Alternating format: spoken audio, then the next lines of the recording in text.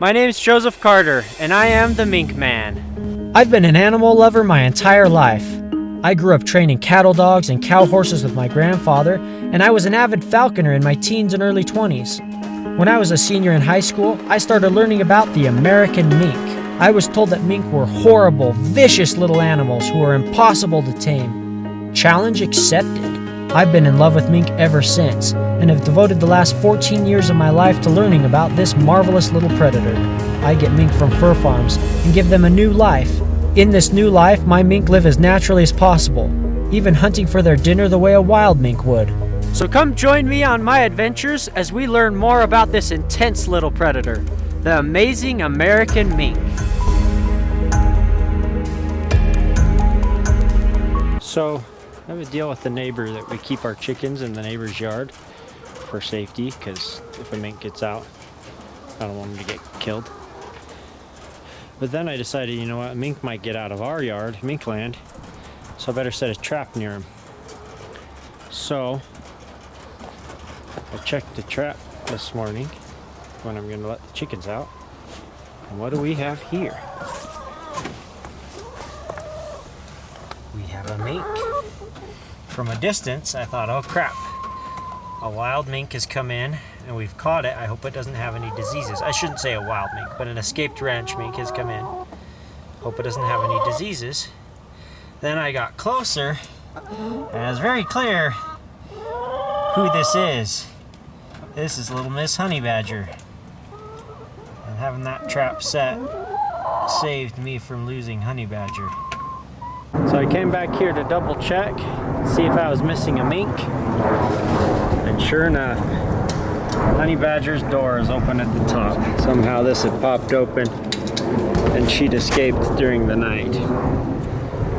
So that reveals an unfortunate weakness to MinkLand, which is if they get out from the top latch, they can climb using this run to the roof.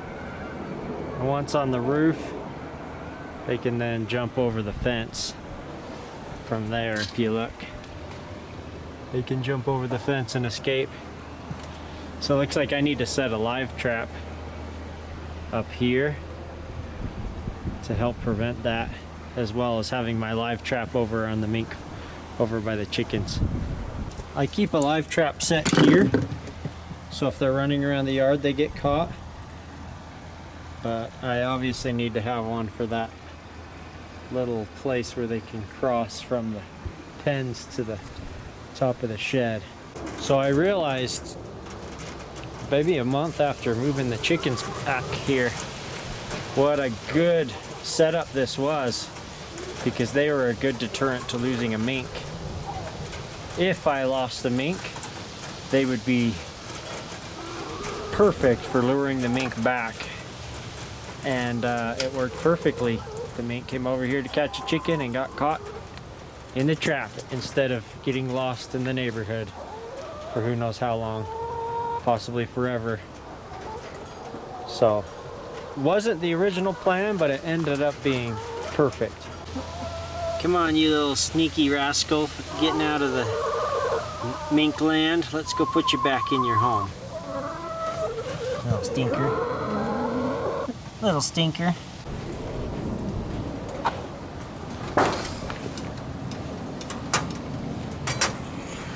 Alrighty, go back in your home.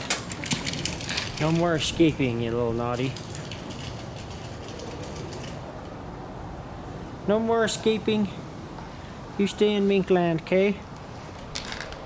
We'll go catch some rats next week. Okay, so this is the trap setup I have going for mink that happen to escape and be running across the top. This is not an escape mink, by the way. He's over here in the box eating. But if they escape and they're running across the top of the pens, if they try and take this route to get to the roofs, which has happened twice, just the other time it was Rascal and I was able to just catch him and put him away. He was running around on the roof. I didn't think the mink would jump. Let me show you where they jumped. But what I believe happened is the mink got on that roof and from there jumped down to the neighbor's side yard. That's what I think happened. Makes sense. It'd be perfectly easy to do. In fact, there's a small chance you could jump from there to the shed, then from the shed to the ground.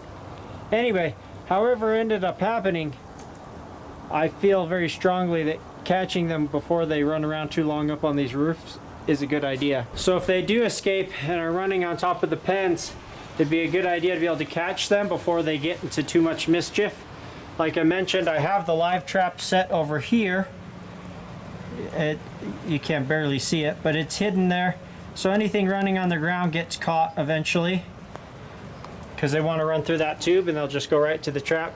Here I have set this up, and the trap is wired on, so it's not going to fall off and the mink get hurt or the trap bent up or something. And it has this barrier to make it difficult for them to get over. Not to say they couldn't, but it makes it, kind of baffles them and says like, maybe I'll go the easy way and I'll go through here. Doesn't guarantee that's what they'll do, but it greatly increases the chance, because this is kind of wobbly and so it feels awkward to climb. So hey, rather than climbing that, let's just go through here, and boom, we catch them when they step on the plate. We got our mink back. So if you see the mink, this is the mink's point of view. He's running along here and he says, oh, either I could climb this big awkward wall or I could shoot right through that easy passage. Boom, he gets caught. And if you look, if you notice, the trap overlaps the little run on both sides. So it's going to be difficult, though possible, for him to climb under, right? It's going to be difficult, though possible, for him to climb over. The point is, the easiest path the path of least resistance is to go right through the trap and hopefully get caught so the mink is secured before he gets into mischief or gets lost or hurt or something else. Now, if you're really wanting to dive into mink and learn the nitty-gritty details, I would strongly recommend you read my book, The New Sport of Minkenry. I'm excited to announce to everyone that we have new merch. So we have a new t-shirt design, challenge accepted. In addition to that, we also have hoodies, beanies, and we have youth-sized clothing as well. So jump on over on the link in the description below if you want to take a look at our merch. Now, I'm sure you guys are familiar with YouTube's censorship. They've got some serious censorship issues going on in YouTube, and their policies are constantly changing. So I created the MinkLand's exclusive club, where I can share these exclusive videos as well as give you guys a more behind-the-scenes look at our lives and how we train our animals. In YouTube, you guys see 1 or 2 videos a week, whereas I'm typically posting anywhere from 3 to 6 videos a week on my MinkLand's exclusive club. Now, this club is more than just videos. People can ask me questions directly. They could even send me private messages. I can also share interesting stories that maybe I didn't capture on video. I can share interesting statistics on my different mink or dogs, and really just give you guys an inside look on what we do and on my animals' lives. I really appreciate you following me here on YouTube, but if you want to get a behind-the-scenes look and be able to watch these exclusive videos that YouTube censors out, you'll need to join us on MinkLand's exclusive club.